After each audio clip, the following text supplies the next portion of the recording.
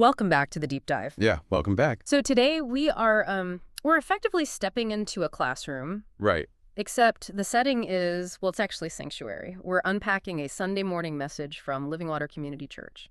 And the context here is pretty key. It's a cold morning outside, but inside the vibe is warm. Even though the topic is, well, let's just say it's the finale of their stewardship series. It is. They've already covered time and talent and testimony, so they've sort of warmed up the room. Yeah. But today they are tackling the one that, usually makes everyone shift uncomfortably in their seats. We're talking about treasure. Money, the third rail of church life. And, I appreciated that the source material didn't even shy away from that awkwardness. Not at all. Pastor Matt opens up by basically saying his social media feed is just a graveyard of hot takes about this. You see it all the time. Tithing is manipulation, or pastors just want your wallet. Right. God doesn't need your cash. It's a huge cultural barrier. It really is. Yeah. And usually when people hear a sermon on money is coming, they instinctively guard their pockets. For sure. But the mission of this deep dive and of the sermon itself is framed so differently. The pastor says this isn't about getting something from you. It's about getting something to you. Which, to be fair, that can sound like a good sales pitch. It could, yeah. But as I dug into the notes, I realized he's talking about a fundamental shift in mindset. Moving from fear to freedom. Exactly. And to start dismantling that stigma, he leads with a statistic that I think it surprises even people who've been in church their whole lives. If you analyze the recorded teachings of Jesus, how often do you think he brought up finances? I would assume, it pops up occasionally, render unto Caesar, that kind of thing. It's significantly more than that. Roughly 1 out of every 7 recorded teachings of Jesus deals with money, possessions, or stewardship. 1 in 7. 1 in 7, yeah. The source highlights that Jesus spoke about this topic more than he spoke about heaven, more than he spoke about eternal judgment or hell. Okay, we have to pause and unpack that, because that seems so counterintuitive. If faith is all about spiritual growth or the afterlife, why the obsession with the bank account? Because, as the pastor explains, riches aren't just about what you can buy. They are a diagnostic tool. A what? A diagnostic tool. They're about lordship. Money is the quickest, most accurate way to reveal who or what is actually sitting on the throne of your life. So it's not about the cash. It's about the heart. It's about the heart. And to prove this isn't some guilt trip, Pastor Matt shares this story from his own life that is just, it's surprisingly raw. Yeah, back in 2008, the recession is hitting everyone, and he paints this picture of old Matt. I really resonated with his description. He calls himself a box checker. Totally. He admits he wasn't there out of any real devotion. He says he was often hungover in the pew. Oh, wow. Maybe dragged a date along just to look like a good guy. He was just trying to survive the service. But then came that moment every visitor dreads. The offering plate. The plastic bucket of doom coming down the row. He describes reaching into his pocket, pulling out a crumpled $20 bill, and just dropping it in. But the motivation, that's the interesting part. He called it fire insurance. That phrase just, it really stuck out to me. It's so heavy. He genuinely believed that if he didn't pay the toll, God was just waiting to smite him. Right.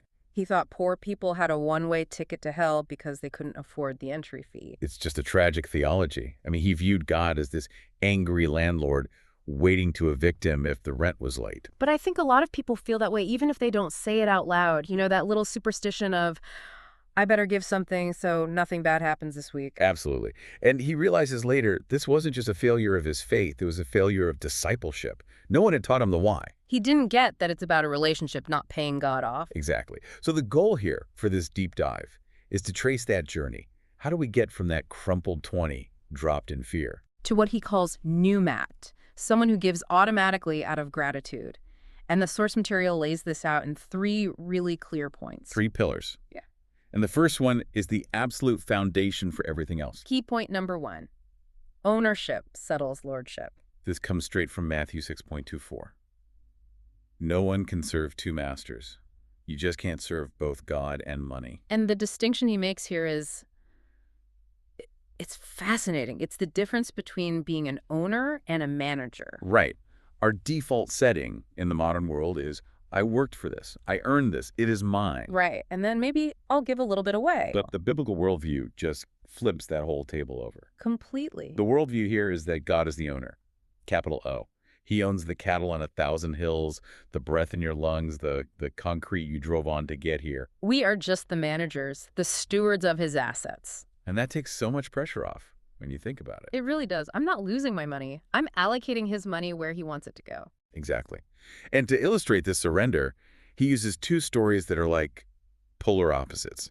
First, the biblical story of the widow's mite. Oh, yeah, we all know that one. She gives 2 tiny copper coins, basically her entire livelihood. And Jesus praises her above all the rich people because she gave out of her need.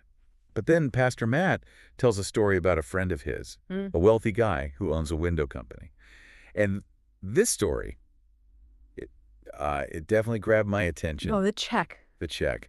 This man drops a check for $400,000 into the offering plate one Sunday. Okay, now I have to play the skeptic for a second. Go for it.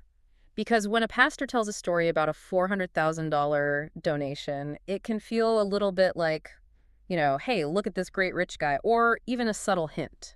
It absolutely could if the context wasn't so specific. Mm-hmm. Pastor Matt actually asked him, why? Why would you do that? And what did he say? He didn't want a plaque. He didn't want a building named after him.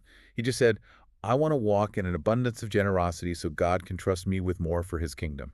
So the motivation wasn't status. It was stewardship. It was stewardship. That's the link. The widow gave pennies. The businessman gave a fortune. But the source argues they were giving the exact same thing. A surrendered heart. There's a quote in the notes. God isn't impressed by zeros on a check.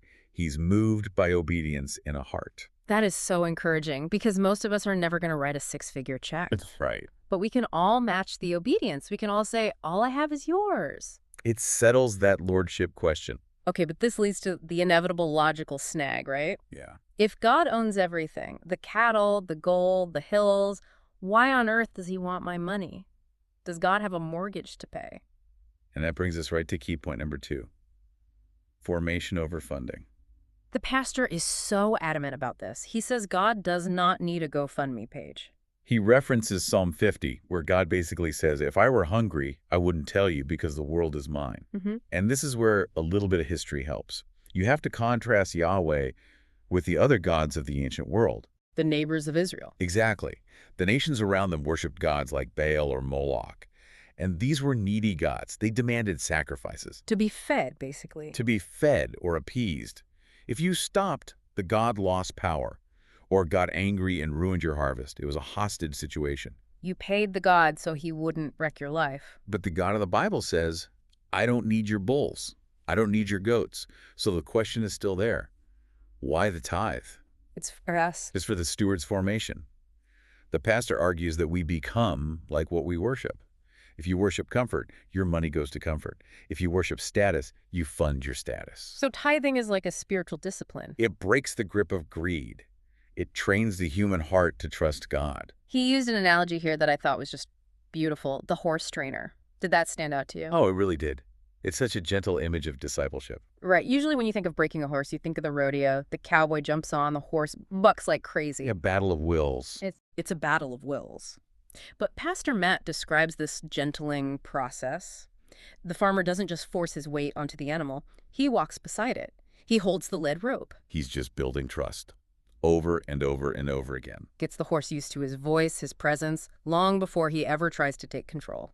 And the application is that God is the patient farmer.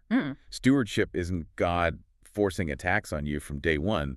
It's God walking with you. Guiding you. Until you trust him enough to let him in the saddle. That reframes the entire conversation. It's not pay up or get smote. No. It's trust me and let's go somewhere together. It becomes a relationship, not a transaction. Exactly. Okay, so we've got ownership and we have formation, but, eventually the rubber meets the road because you can have a surrendered heart in theory, but if you never actually open your banking app, is it real? This brings us right to key point number 3. Priority proves the heart. This is where we get into that concept of first fruits. The pastor uses this great visual. Imagine holding 10 $1 bills. He asks, which one is the tithe? And most people would say, well, it's 10%, so just pick one. Maybe the one left over after I pay the electric bill. Right, the leftovers mentality. But the biblical concept of first fruits from Proverbs 3 says it's the first dollar. It's the priority. You pay the owner before you pay Netflix. And this is where the pastor anticipates the pushback.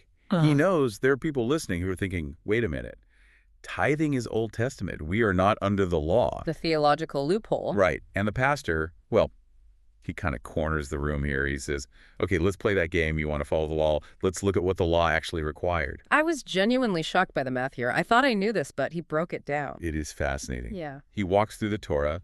First in Numbers 18, you have the Levitical tithe. That's the classic 10%. Okay, so that's 10, the standard number. But wait, there's more. In Deuteronomy 14, there's a second tithe, the festival tithe. Another 10% set aside to fund the annual religious feasts. So if you're a strict follower of the law, you're already at 20%. We aren't done. Then, every 3 years, there was a poor tithe. If you average that out annually, it's about another 3.3%. Total. If you really want to be a legalist, the total required tithe is 23.3%. Wow. So when someone says, I don't tithe because I'm not under the law, and they use that as an excuse to give zero, they are missing the entire point of grace. The pastor's argument is, if the strict, rigid law required 23.3%, and we are now under a better covenant, if we've received the ultimate gift, shouldn't our generosity be more free-flowing, not less? That really lands. He calls the 10% a floor, not a ceiling. It's the starting blocks, not the finish line. Grace should produce more generosity than the law, not less. So let's bring this down to earth. What does this look like on a Tuesday? Because it's easy to talk about 23% or $400,000 checks, but most people are just trying to keep their heads above water. Well, the source touches on this with the umbrella metaphor. Yeah. When you sow into a local church, you're placing yourself under a covering. You're trusting the leadership to steward the money. Right. And he brings it back to his own life again, the old Matt versus new Matt thing. I love this story about his days as a truck driver. Oh, yeah. This was before he was a pastor. He was driving a flatbed truck, making really good money for that time. Something like $5,000 to $8,000 a week. That is serious money. And he mentions, a colleague asked him, you believe in God, right? How can you stand writing a check for $800 a week to the church? Just mocking him. And Matt's response was so simple. He just said, my God is bigger than that. That's confidence. It is. But notice the contrast he draws. He says when he was younger, making $14 an hour and hoarding every cent out of fear, he felt poor. He felt like he never had enough. But when he was giving the first fruits of that trucking money, he felt rich. And he defines rich in a way that, I think we all need to hear. It wasn't just the bank balance. No. He pivots straight to gratitude. He talks about looking at his kids, Daisy and Matthias, and just seeing their potential. He talks about the richness of having breath in your lungs, having family. Your abundance mindset. That's it. If you wake up and realize, wait, I don't own any of this. The owner has trusted me with this house, these kids, this breath. Then you realize you are already incredibly wealthy. And the tithe is just an acknowledgement of that reality. It's just saying thank you to the owner. It's moving from I have to give to I get to give. That is the shift from fear to freedom. Okay, so we've covered a ton of ground here, from the fear of a smiting God to the math of Leviticus. If we had to boil this down for someone listening, what are the 3 big takeaways? Let's recap them. Number 1, ownership settles lordship. You have to decide who owns your life. It's not about the math. It's about the trust. Whether it's 2 copper coins or a massive check. Exactly. Number 2, formation, not funding. God doesn't need your money. Giving changes you. It trains your heart to break free from greed, like that horse trainer building trust. It's discipleship, not a tax. And number 3, priority proves the heart. Giving the first fruits, that first dollar, not the leftovers, is the proof of where your trust really lies. Yeah. And remember that 23.3% math. The tithe isn't a legalistic ceiling. It's a starting line for a life of generosity. It is. You know what sticks with me most is that image of the first dollar. It's such a simple test. When the paycheck hits, who gets paid first? The bill collectors, the entertainment fund, or the owner? It raises a really provocative final thought for you to sit with, doesn't it? What's that? We spend so much time asking, how much of my money should I give to God? We agonize over net versus gross, all the percentages. Mm-hmm. But based on this source material, the real question we should be asking is, how much of God's money am I holding back for myself? Oof. That's a question worth sitting with. It flips the whole table over. It does. But that's where the freedom is found. Well, that brings us to the end of this deep dive. We really hope this helps you move a little closer to that clarity and away from the fear. A big thanks to Living Water Community Church for the source material. Thanks for listening. And we'll catch you on the next one.